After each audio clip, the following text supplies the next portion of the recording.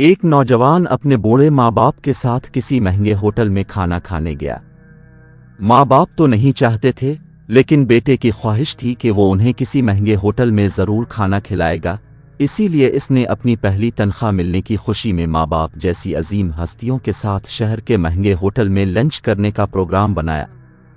बाप को बीमारी थी, इसका जिस्म हर लम्हा कपकपाहट में रहता था और ज़ईफ माँ को दोनों आंखों से कम दिखाई देता था। ये शख्स अपनी गरीब हालत और बूढ़े माँ बाप के हमरा जब होटल में दाखिल हुआ तो वहाँ मौजूद अमीर लोगों ने ऊपर से नीचे तक उन तीनों को यूं अजीब व गरीब नज़रों से देखा जैसे वो गलती से वहाँ आ गए हों। खाना खाने के लिए बेटा अपने दोनों माँ बाप के दरमियान बैठ गया। वो एक नवाला अपनी ज़ईफ माँ को खिलाता और दूसरा नवाला बूढ़े बाप को खिलाता।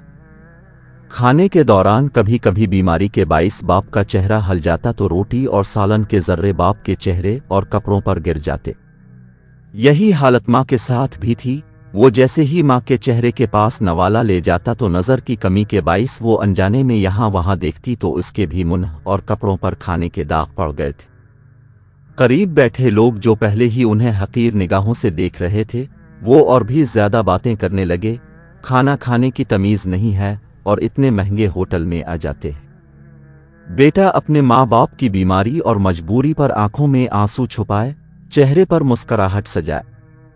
होटल के माहौल को नजरअंदाज करते हुए, एक इबादत समझते हुए उन्हें खाना खिलाता रहा। खाने के बाद वो माँ बाप को बड़ी इज्जत व एहतराम से वॉश बेसन के पास ले गया।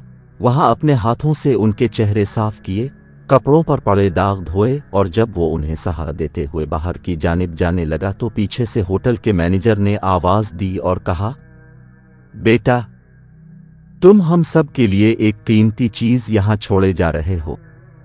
इस नौजवान ने हैरानी से पलटकर पूछा, क्या चीज? मैनेजर अपनी ऐनक उतार कर आंसू पोंछते हुए बोला, नौजवान बच्चों के लिए सबक और बूढ़े माँ बाप के लिए उम्मीद। अब जैसा इंसान मैंने पहले कभी नहीं देखा। और नीचे जो वो सब्सक्राइब का बटन है ना, उसको हिट करो, जल्दी से करो। Subscribe subscribe subscribe.